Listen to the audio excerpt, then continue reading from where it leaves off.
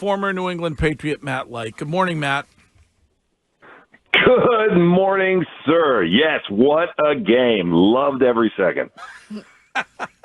Now, some suggest that it is classless to be celebrating the fact that the Chiefs did not or will not be considered a dynasty. Yeah, the Chiefs are classless. I believe that is our right and our obligation as fans of the New England Patriots. You would probably agree. Well, listen, I mean, hey, look, if they would have won, I would have said they deserved to. I mean, that's kind of what happens when one team beats another one, barring, some crazy, ridiculous ref ruining the game, which I kind of thought was going to happen. I think the whole world thought that the refs were going to dictate the outcome of the game again, but real men play the game of football, and those guys up front for Philly on both sides of the ball played really, really good football, and the world is now right. And I know Taylor's probably still crying. She's going to write a beautiful song. It'll come out in June. The Swifties will be happy. We'll be able to relive the misery all over again, and we'll still be smiling. But, the game outside of the game was probably the worst ever. I think you guys have had to have been talking about the halftime show, the commercials. I mean, what has happened? Don't get Wiggy started. Hey, I'm a Kendrick fan. I didn't mind it. He says, "You and I, we're near boomers. We can't relate. We didn't appreciate the brilliance of the halftime show." Matt. Oh, I mean, seriously. I mean, what was it about it that really lit you on fire? I feel like you could go to the producers of The Voice or even like the elementary school, playground. You would have found better choreography, better, excitement. I mean, what about that halftime show made you get on your feet or feel anything but just, ugh? Serena Crip walking. I enjoyed that. But I like his music, though. Yep. But Matt, you know what it's like? The halftime show, and I said this to Greg off the air, is like how we used to have the music in the locker room. It's every day. It depends on who is controlling that music aux. And who has the aux? Yeah, whose day is it to play the music? Is it a rap day? Is it a country day? Is it a heavy metal rock and roll day? That's the way it is. And so a lot of people are not that they're not Kendrick fans, but just some people don't know him as much as others do. Yeah, but I would. Yeah, hey, listen, man, a good beat's a good beat, right? Like, I can get down to anything. I mean, but I would have liked to have seen a little bit more collaboration, like some transitions. I mean, look, I'm no musical hero, but I mean, it just didn't seem to have the flair that I mean, it's the halftime of the Super Bowl. Where was the pyrotechnics? Where was the big screens? Or where was somebody riding an elephant? I mean, my God, we've seen some really good stuff. Give me anything, baby, anything. Nobody flew like Lady Gaga. No. At least she flew down from the top. She did do that. They did have a small car. How about a wardrobe? How about a wardrobe malfunction? Just give me something, damn it. They had a small car, and a lot of people got out of it. That was a little bit. They had the Grand National over there. Grand National. I love that car. That's a great. Hey, by the way, I do too, and I made a terrible error right when they showed that. I said that was a Monte Carlo, and I was corrected immediately by the guy to my right. Yeah. But you weren't happy. You brought up commercials. You weren't happy with the commercials?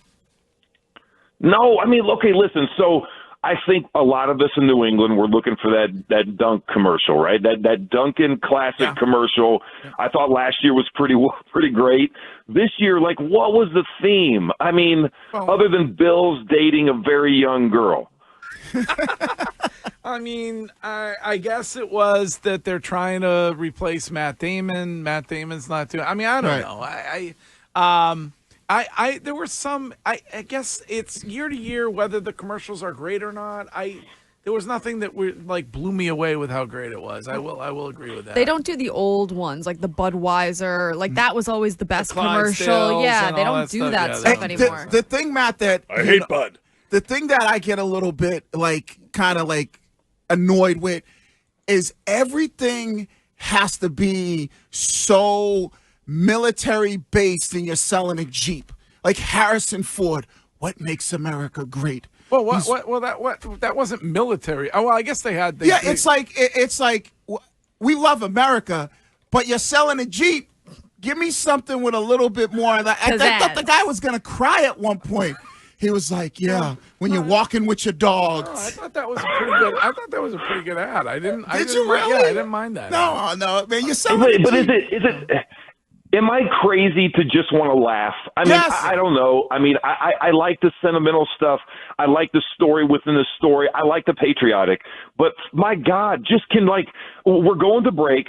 We're going to get at least 2 or 3 commercials. Can just one of them make me snicker a little bit? I'm not asking that much. I want to laugh. Matt, you're biased, but and we understand that. But what does Mahomes have to do to get to Tom Brady level? Well, I mean, he's going to win a few more Super Bowls for sure, right? I mean, I think that number that Tommy, has, right, is kind of insurmountable in most people's eyes, but Patrick Mahomes has a chance to get there, and he's a young player. He's a guy that makes just some incredible plays. He's really good with the ball in his hands. But look, I mean, we saw it. How do you beat Patrick Mahomes? I mean, we watched Tampa Bay do it. We now have seen the Eagles do it. You get after him. You put pressure on him. He's like anybody else. What did they say about Tom Brady? The greatest to ever do it. Get pressure on him, and he's going to make some mistakes. Okay, that's the formula, and you saw it last night. So I think look, he's gonna be in the Super Bowl again. There's no doubt in my mind. I mean, I don't know how long Andy Reid's gonna be around. I don't really care if Travis Kelce's there. He's the kind of guy that elevates the people around him. So give him another 5 or 6 years, and let's see where he's at that point. Matt, how pissed are you that Brady mentioned Lonnie Paxton and not you on the Super Bowl broadcast? Oh, I am so glad, dude. You're amazing. I wanted to bring this up. I love that. I literally texted him immediately, and I was like, look at you go, baby. Look at you go. Hey, we just kicked around an old, on a text thread with a whole bunch of us old timers from back in the day. We retreaded this special that aired with Lonnie Paxton and all these other guys Adam Vinatieri was in it, and they were basically talking about him dating Jessica Biel or something. I don't know if you guys remember that, but it was a great little piece, and now he's mentioned again at the Super Bowl. God love Lonnie Paxton. Greatest long snapper of all time. Lonnie Paxton dated Jessica Biel? In this piece, he did. It was about everything going to his head after doing the Snow Angel and him becoming it was a really good piece. It was an ESPN special, whatever kind of thing. It was great. Yeah. What about, are you surprised that Vinatieri didn't get in, Canton? Yeah, it's interesting. I mean, I don't know who else. I mean, there's been a lot of great kickers. There have been kickers, making it into the Hall of Fame, of course, obviously. He'll be there. I mean, it was interesting that he's not there at this point, but he'll be there. Look, I mean, guys, I think on this game, right, I think everything about the game for those of us that wanted to see the Eagles win was great, but everything outside of it, we got to do better. I don't know. Maybe I'm the only person. I don't want to beat this horse to death, but there's got to be a better way for the NFL, the most successful, company on the planet, right? I mean, they do really well to make our lives better on Super Bowl Sunday. That was my main point for today. Well, I was able to fix that, Matt, because I said it should go back. Halftime show should go back to multiple artists from different genres of music so everybody can get to enjoy it. And I do agree with you with the commercials. I thought the Harrison Ford commercial, I thought he was going to turn into Red Hulk because of the Captain America movie and then get in a Jeep and drive away. That's what I'm with Matt. I want to laugh at those commercials. It's like I get the patriotism, but I want to be able to laugh and be entertained. I was just like, yes. So one other thought on that too is if I wanted to see the stories before the story, right? I think one of the other aspects of the game is you're watching the broadcast 2 to 3 hours before, the players are on the field and they start doing some of that stuff. And there were always these behind the scenes stories that they would develop the characters that were going to be on the field, right? And yes, they did that a little bit, but it was corny. It was choppy. I'd like to develop some of these players, the actual guys that are on the field, the way that they used to do it. 'Cause if you look back, there were some really neat pieces where they really got into their families, their background, what drove them, how they got to where they are today, right? I mean, their upbringing. I miss that too. I don't know. Maybe I'm crazy. Yeah. Matt, I have a question just as, somebody that was part of the first dynasty of this century. Do you look at it the way the Chiefs are covered and just wonder why the same people that are coronating them based on something they have yet to accomplish were always so quick to tell the Patriots and you guys that you hadn't gotten there?